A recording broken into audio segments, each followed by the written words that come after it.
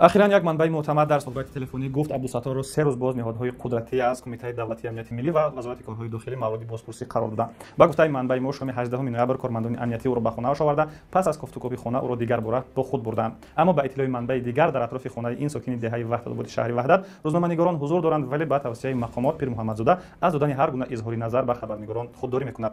این منبع افزود که عبدالستار پیر محمدزاده را در حضور خبرنگاران به صلح اکسپرتیزه برده از معاینه طبی گذراندند و گفتند که او سالم است و شکنجه نشده و در آزادی قرار دارد.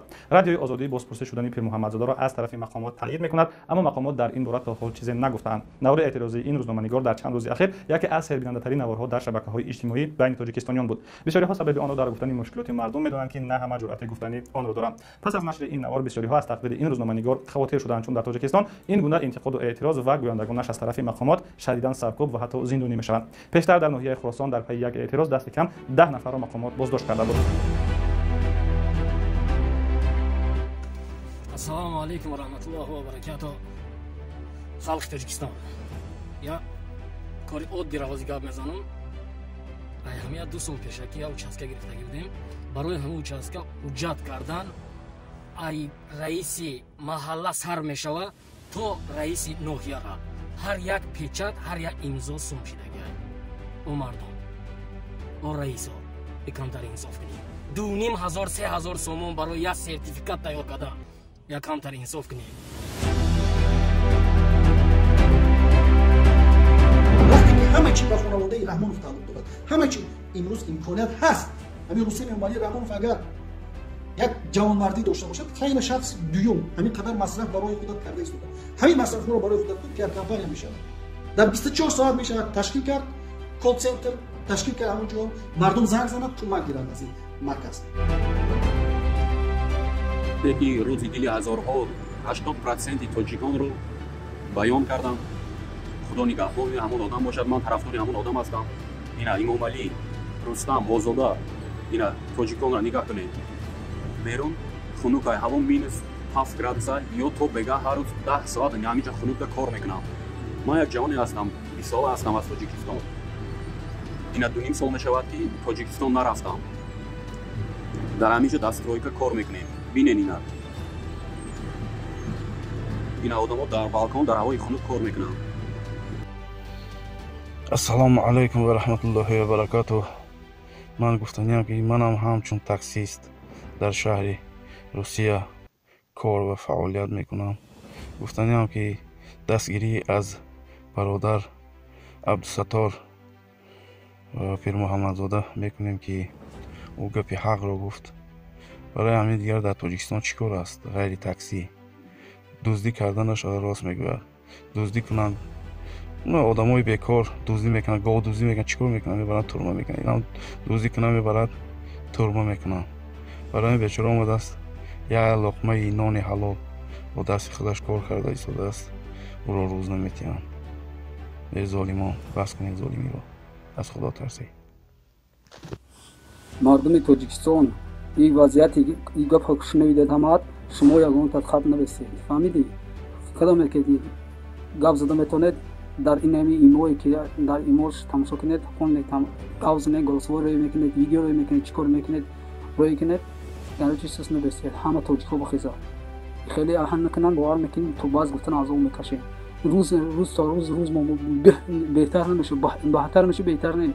اون رو حالت نصیب کنه اولی واسطن در روتون میخواندم بلیط ولی 60-70 هزار میشه با میشینی ولی پیش پاسال سومری زورو کردم میرفتی با 2-3 ماه زنگ میزدم تا انا ها زنده میمامت حال شده این ژورنالیستی صدای دوشنبه خیلی کردن هم خبر نرسیده پول تاجیکستان گپی مرا گوش کنید. اگر خبر رسید باور میکنید کدام روز دری خونتون میره دری خونتون میرن زوری میکنن ای خونو میخزونن به خونو بیدار میگرده در بعد میاد در روسیه بعد محتاج لبوی خش اولاد اجداد میشه به فرزنداتون میمونه خونه‌مون گرفتن حال پول سویت حال قیمت تریسیان میگن حالی زندگی خونه یا علیم چورتی چند سوم نمیدونم 280 سومون 300 سومون نمیدونم هم ما اگر خب کرده برسید ولی همش بعد چوت کی میشه با ای خندیدن با میمری و هن نکنید اولوی سرتون سوال میشه همت خب نکنید این روز هن نکنن یا آدم دیگر محکمه کنن این روز دام میزنن با یا آدم دیگر محکمه کنن این روز دام میزنن یا آدم دیگر محکمه کنن تو کای محکمه کنن ما تماشا میکنیم تماشا هیچ وقت نکنید یگان تا бихезед ягон та сис набесед ҳаматон буред гав занед ҳеҷ вақт сис набесед дам назанан очане ай ҳад мезгавонам ҳамаш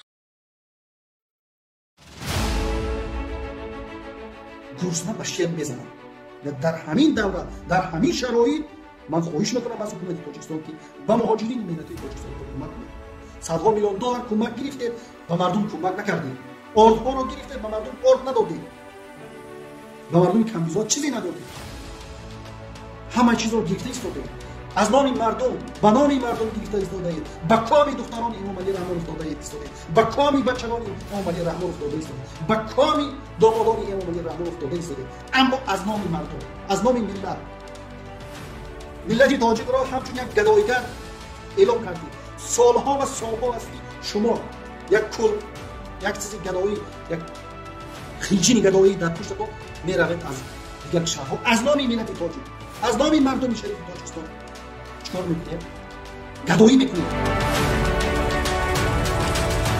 мондаи тоҷикон бояд ба таҷрибаи пир муҳаммадзода назар карда қарори дурусти худро қабул кунанд на ҳеҷ гуна ифлоси ҳукуматӣ ин гуна рӯҳияи қавиро шикаста метавонад ғайриимкон аст шикастани шахси дарунан озодро ҳабси пир муҳаммадзода саттор амали муқобили инсонист дар асл сокинони ваҳдат одамони диловар ва далер мебошанд мардумони беҳтарини кишвар бигзор далерӣ ва қудрати овози шумо намунаи ибрат бошад барои ҳар як кас.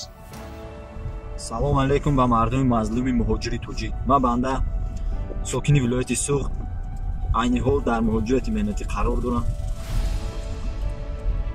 ҳамун суханное ки бародарамон таксист абдусаттор пирмуҳаммадзода чизе ки гуфт дарди дили 100% тоҷикора гуфт мо имрӯз бояд хезем гап занем бародаро хоҳаро бетараф набошед хезед гап занем тое ки ин ноадолатиҳо бас шава ва мо соҳиби ватан шавем ҳама каса сарбаланд хонобод бошед.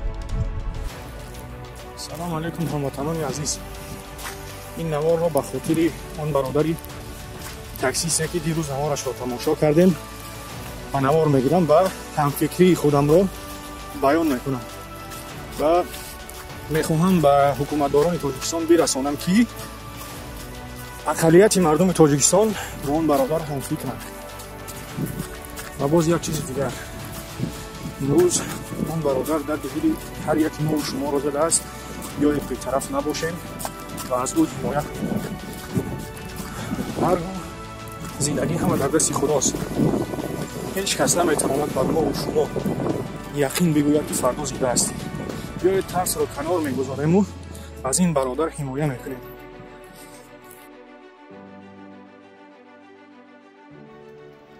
салому алейкум бародарони аҳли ислом дирӯз як видеоро тамошо кардам бародарамон абдусаттор аз шаҳри ваҳдат ва бародар гапи ҳаққа мега гапи роста мега шумо чӣ хаб мекунед шумо ба ин видеозапис шумо ба ин гап задан дар гӯши хар тавлак мезанед дар гӯши раҳмонов хати фарзандош как будто айзиш медроя аутиш меброя бародарон мо то чандира хаб кунем то чандира бистем ирӯз пага мея хонамон медроян заномон хати хоҳаромон мегирам мебурам мирам мо ҳичи гуфта наметонем ҳозир ҳамин хишидестай то кая мо метонем хаб кунем то кая местем ин бародаро то кая ма барои чӣ рӯ ма нишон наметонам барои чӣ ки вай паданалатҳои оқи падаро инсоф хали гапи мусулмонӣ дар таркибшон намондагиай ва ё мусулмонам нестанд айрӯи машида айрӯи даҳани машида аҳли оилае ки дар тоҷикистон ҳастай зарар мебинам ва ма инро намехоҳам бародаро ҳамамон биёя сарҷам шем иншоаллоҳ морам мардаке морам одамем чӣ мо наметонем ранги қиризо наметонем мо ранги қиризо шида ё ки ва ё дигар хи одаман чикор мекунанд ҳамун солдате ки дар тоҷикистон ҳастай ваям бародармонай ваям як акамонай ваям я инсонам ҳавоёрам вақте ҳама як гиревон сар бардошт ҳамун солдатам автоматша мемона ӯ синимо намекунам мо ҷанга намехоҳем мо мехоҳем ки ҳамин хоино даф шаванд биравану охи мо бурем дар тоҷикистон дар ватанмон дар ҷое ки ман таваллуд шидам зиндагӣ кунем то кай мо мегардем дар ин шаҳрҳои мардум саргардон ирӯз як кас мо мекушам пага як кас мо мекушам паги дигар як кас мо мекушам оста оста ҳамихи мардуми тоҷик нест меша мерава ва як хоҳинай вай тоҷик нестай вай тоҷикам гуфтан ҳайфай бародаро илтимос ба ин видео ба ин гапзанӣ мо ягон чӣ намешем бояд мо ҳаракат кунем, бояд мо бихизем як гиревон сар бардорем. Аллоҳ қатимае, қативаи худозадо шайтон бошад, қатимо Аллоҳае. худовандам гуфта ай шумо баракат, ай шумо ҳаракат, ай мо баракат. вақте ки мо ҳаракат накунем, вақте ки мо михи гап мезанем, вақте и гапои мо бефоидае, гапи мо ҳамо пишти калаи хари мумалӣ ягон фоида надорад. бародаро илтимос унавай бародар қудрат кард биромад гап зад. агар мо хаб кунем, агар мо ҳамихи бо видео кунем, ҳамихи роӣ кунем, чӣ мешавам? бародарам мебарам мешнонам, бародар ин рӯзша ай рӯзшам беҳ мекунам, бадтар мекунам. илтимос бародарам, мо бояд хина монем. ҳаматон панои Аллоҳ бошен, худованд нигаҳбортон бошад. ассалому алайкум.